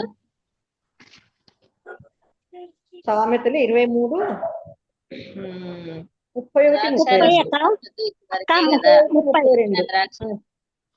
చదువమ్మా. 31-32 ద్రాక్షారసము మిక్కిలి ఎర్రబడగను, గిన్నెలో తలతలలాడుచుండగను, త్రాగుటకు రుచిగా ఉండగను, దాని వైపు చూడకుము. చదువు ఇంకా. పిమ్మట అది సర్పం వలె కరచును, కట్లపాము వలె కాటువేయును, విపరీతమైనవి నీ కన్నులకు కనబడును, నీవు వెర్రిమాట. చాలు. ఏమంట? విపరీతమైన పనులు చేస్తారంట ఆ తాగుడు ఉంటే. ఆ తాగుడులో కూతురులు ఈ పని చేస్తున్నారనే స్పృహ లేకుండా పోయింది కదా. ఇంకొక వ్యక్తిని చూస్తాం మనం ఇట్లా తాగి ఏమైనాడు అని కదా. ఎవరు చెప్పండి? మొట్టమొదటిగానే నోవహు కదా. నోవహు అసలు తాగి పడిపోకపోతే ఆ కొడుకు అట్లా శాపగ్రస్తుడు అయ్యిండేవాడు కాదు. ఒళ్ళు మీద బట్టలు లేకుండా కూడా పడిపోయినాడు ఆయన. బట్టలు ఉన్నాయి లేదనేది కూడా తెలియలేదనమాట. తాగుడు అంత దుర్మార్గమైందనమాట. సో తాగుడు ఇంత నీతిపరుడు. మరి పిల్లలు తాగంటే ఆయనకు పడుకోబెట్టి ముక్కు మూసి పోసింటారా? లేదు, తాగడానికి ఇస్తే బాగా తాగాడనమాట. బిడ్డలు బాగా తెచ్చిస్తున్నారండి. ఎన్ని రోజులు ఉన్నారు ఆ గుహల్లో మనకి తెలియదు. అది పైగా గుహలో ఉన్నారంట. గుహలో ఎవరుంటారు? మామూలుగా జంతువులు, క్రూర జంతువులు ఉంటాయి, అవునా? వాటికి జంతువులకి వావి వరుసలు ఇంకేమన్నా ఉంటాయా? అట్లా స్వభావమే వస్తుంది అటు పోతే. సో ఆ గుహలో పోయి ఉండి మరి తాగి అంత భ్రష్ట పట్టిపోయినాడు అనమాట. ఎంత దిగజారిపోయినాడంటే లోతు పరువే పోయింది. ఈ నేటికి చెప్తారా? ఈ నేటికి ఎగతాలు చేసే వాళ్ళు ఎట్లా అంటారు? తండ్రి కుమార్తెలతో అంటారు. ఎంత బ్యాడ్ ఎగ్జాంపుల్ గా మిగిలిపోయినాడు అనమాట లోతు. సో అట్లా పరువు పోగొట్టేసినాడు అనమాట. ఆ కుమార్తెలు తండ్రితో పాపం చేస్తున్నారని ఈ 19వ అధ్యాయంలోనే మనము చూస్తాం. అది చదవడం కూడా నాకు ఎందుకో చాలాసార్లు ఇష్టం ఉంటుంది. తర్వాత 6వదిగా ఏం చేసినాడంటే సంఘంలో సమాజంలో స్థానం కోల్పోయినాడు. ఇంకా ఎక్కడ సంఘం ఇంకా ఆయనకి ఇంకా అస్సలే లేదనమాట. ఏంటంటే పాపానికి ఫలితంగా ఏమొచ్చింది వాళ్ళకి, వాళ్ళిద్దరు కుమార్తెలతో చేసిన పాపం వల్ల 2 కుమారులు పుట్టినారు. వాళ్ళు ఎవరంట? ఎవరు వాళ్ళిద్దరు? ఆ ఒకరి పేరేమో మోయాబు, రెండో పేరు బెన్యామీను. వాళ్ళిద్దరు వంశాలు ఏమైనాయి? మోయాబీలు, అమ్మోనీలు. ఎప్పుడు కూడా వీళ్ళు ఇశ్రాయేలీలకి అగేనిస్ట్ గానే పోరాడుతుంటారు కదా. వాళ్ళకు బంధువులే గాని బట్ ఎప్పుడు శత్రువుల్లాగానే పోరాడతారు. అసలు మోయాబు అంటే ఏమి? వ్యభిచారానికి మారు పేరు కదా. వ్యభిచారానికి వాళ్ళు సంఘంలో తృణీకరించబడేది ఏదంటే వ్యభిచారమే కదా. విగ్రహారాధనకి అమోనీయులు, వాళ్ళు ఆ విగ్రహారాధన చేసే అమ్మోనీయులు మూలము, వీళ్ళేమో వ్యభిచారానికి మూలం అనమాట అమ్మోనీయులు. సో క్యారెక్టర్లెస్ పీపుల్ అనమాట వాళ్ళు. అట్లాంటి వాళ్ళు ఆ కుటుంబం నుంచి వస్తే ఇంకేం మర్యాద ఉంటుంది చెప్పండి? అస్సలు ఆయనకి పరువు అంతా వాళ్ళ నుంచి పోయింది. తర్వాత చివరిగా ఏం చెప్పారంటే తనకున్న పేరు కూడా పోగొట్టేస్తున్నాడు. లోతు పేరు పోయింది. అబ్రహాం పేరు చిరస్థాయిగా నిలిచిపోయింది. ఈ లోతు పేరు పూర్తిగా వెళ్ళిపోయింది. వాళ్ళిద్దరు కలిసి ఆ దేశం నుంచి బయటకు వచ్చినప్పుడు అబ్రహాం పేరు దేవుడు ఎంతో మరి ఘనంగా చేసి బైబిల్ అంతట్లో కనపడేటట్లుగా అబ్రహాం పేరు లేకుండా ఉందా? ఎక్కడ చూసినా అబ్రహాం కుమారుడైనా అనే ప్రభువుని చెప్తున్నారు. మరి అబ్రహాం సంతానం అంటున్నారు. మొత్తం అబ్రహాం గురించే ఉందన్నమాట. అతనితో పాటు వచ్చిన లోతు పేరు ఇక్కడతో ఆగిపోయింది. లేదు, ఆ పేరు లేదు అక్కడ రాశాడు కానీ ఇంకా మిగతా ఎక్కడ మనం లోతుని చూడం కదా. లోతు పేరు లేకుండా అవినీతి మంత్రులు మరి అసలు ప్రారంభంలో ఎంత నీతిగా ఉన్నాడో అబ్రహాంతో ఉన్నప్పుడు ఆ అవినీతి పరుల మధ్యలో నివసించి అదంతా ఆశీర్వాదాలు అన్ని పోగొట్టుకొని మరి ఎంత భ్రష్టు పట్టిపోయినాడు అనమాట. అందుకే కీర్తనకారుడు ఏమంటున్నాడంటే 1వ కీర్తన చదివితే ఏమంటారు? దుష్టుల ఆలోచన చెప్పున నడవక పాపులు కూర్చునక కదా. చక్కగా ఉంది. అది పాటించాల్సింది. మళ్ళీ లోతు దాన్ని పాటించలేదు. పాటించక తన జీవితాన్ని పూర్తిగా పాడు చేసుకున్నాడు అనమాట. ఎంతో ఆశీర్వాదకరంగా ఉండాల్సిన జీవితము పాడైపోయిందనమాట. అపహాసకులు కూర్చున్న చోట కూర్చునక అంటే పోయి ఆ గవని యొక్క కూర్చున్నాడు అనమాట. దుష్టుల ఆలోచన చొప్పున నడవక వాళ్ళ మార్గాల్లో నడవడానికి ప్రయత్నం చేసినాడేమో. యెహోవా ధర్మశాస్త్రంలో ఆనందించాలి. దేవుని గురించిన ఆనందంలో ఉండాలి. అబ్రహాముతో ఉన్నప్పుడు ఎంత ప్రార్థన చేస్తారు, ఎంతగా దేవుణ్ణి ప్రత్యక్షతను చూసింటారు వాళ్ళు. కానీ అవన్నీ మర్చిపోయినాడు, అవన్నీ పోగొట్టుకొని ఆ లోతు చాలా భ్రష్టమైన జీవితము, చాలా దుఃఖకరంగా ఎండ్ అయినట్లుగా చూస్తాం. మరి ఆ తర్వాత ఏం బాగుపడినాడో తెలియదు కానీ పేతురు మరి రాశాడు కనుక ఆయన నిజంగా మరి నీతిపరుడు గాని మనము లెక్కించాలి. మనకు అంత అధికారం లేదు కదా, నీతిపరుడు కాదు అని చెప్పలేము. కానీ మరి పేతురు అంటున్నాడు కాబట్టి నీతిపరుడైన లోతు మనసుని ఎంతో నొచ్చుకున్నాడు. అవన్నీ చూసి నిజమే బాధ కలుగుతుంటుంది. బాధ కలిగినప్పుడు ఏం చేయాల? ఆ ప్రదేశం నుంచి పోవల్లా. నిన్నెవరన్నా అక్కడ పట్టుకున్నారా చెప్పు? 1 సంవత్సరం ఉన్నావా? 2 ఏళ్ళు ఉన్నావా? ఎంత బిడ్డలు ఉండరో వచ్చినప్పుడు, మరి పిల్లలు ఉండరో లేదో మనకు డీటెయిల్స్ రాయబడలేదు. కానీ ఆ పిల్లలు అక్కడ వచ్చినాక పుట్టినారేమో. పెళ్ళేడుకు వచ్చిన పిల్లలు అంటే ఎన్ని సంవత్సరాలు ఉన్నావు చూడు అక్కడ. అక్కడ ఉండేటువంటి చూస్తున్నావు కదా నువ్వు. మెల్లమెల్లగా ఆ బాధ్యత గుడారం వేసుకున్నావు, నీవు సుధము లేకపోయినావు. సుధమును నుంచి మరి గవిని ఎదుకు వెళ్ళిపోయినావు. మెల్లమెల్లగా నీ ఎంతకు నువ్వే దిగజారిపోతున్నావు. అక్కడ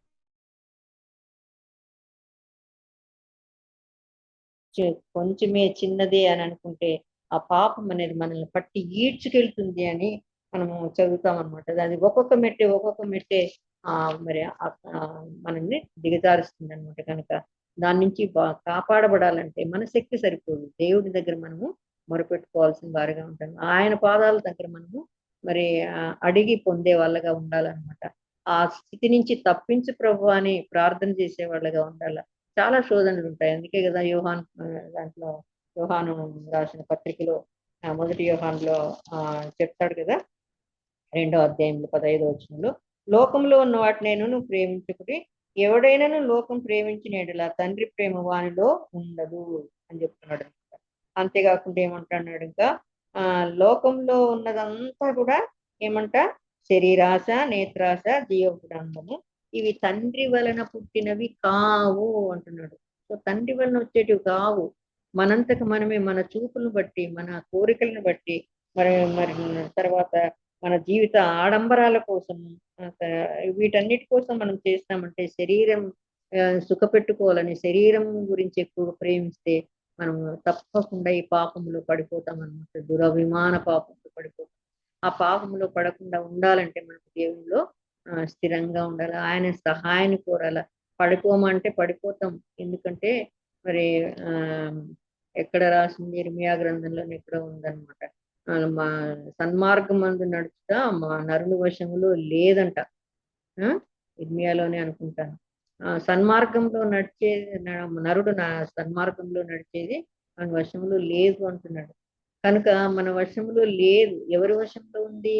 దేవుడి వశంలో ఉంది. మన సన్మార్గంలో, పాపంలో నడవడం మన వశంలోనే ఉంది. ఈజీగా పోతాం మనం. కానీ సన్మార్గంలో నడవడానికి ప్రభు సహాయం మనకు కావాలన్నమాట. సో ఎల్లప్పుడూ ఆయనతో మనము అంటుగట్టుబడి ఉండాలన్నమాట. ఆ ద్రాక్షవల్లి, నేను తీగలి మీరు నా దగ్గర అంటుగట్టుబడి మీరు పెరగాలని యోహాను సువార్తలో ఎంతో విశదంగా రాశాడనమాట. తీగలుగా మనల్ని ఆయన ద్రాక్షవల్లి అయితే మనం తీగలు ఆయనలో ఉంటే ఫలిస్తాం. ఫలించని ప్రతి తీగను తీసేస్తాను అన్నాడు కనుక తీసేసే వాటిలో మనం ఉండకుండా ఫలించే తీగలుగా ఉండాలి. చివరి రోజుల్లో ఉన్నాం, భయంకరమైన రోజుల్లో ఉన్నాం కనుక దేవునికి దగ్గరగా ఉండి మన రక్షణను ముందు మనం కాపాడుకుంటూ ఇతరులను మరి ప్రభు దగ్గరికి నడిపించేవారిగా ఉండాలన్నమాట. ఈ లోతు యొక్క జీవితము మనకు ఒక పాఠంగా ఉండాలి. మనం భక్తిగా ఉన్నాం, నేను ఇది చేస్తానని మన వరకు ఉంటే సరిపోదు. మన కుటుంబం, మన చుట్టుపట్ల వాళ్ళు, మనకు సంబంధించిన వాళ్ళు, ఇతరులు కూడా మరి ఆ మార్గంలోకి రావడానికి ప్రయత్నం చేయాలి. లేకపోతే మనము ఈ లోతుకి చెప్పినట్టుగా అవన్నీ మనం నష్టపోయినట్లే అవుతుంది. ఆయన నీతిమంతుడని పేతురు తేల్చాడు, కానీ మరి నీతిమంతుడుగా మరి ఉన్నాడో ఏమో తెలియదు. మరి మనము నీతిమంతులుగా ఉండాలంటే వీటిని మనం పాటించేవారిగా ఉండాలి. దేవుడు అలా ఉండడానికి మనల్ని దీవించిన గాక. పెద్దగా మీ అందరికి కూడా ప్రభు నామంలో అంటున్నారు. మీ సమయాన్ని వ్యర్థపరుచుకుంటే క్షమించండి. అయ్యో, ఏమో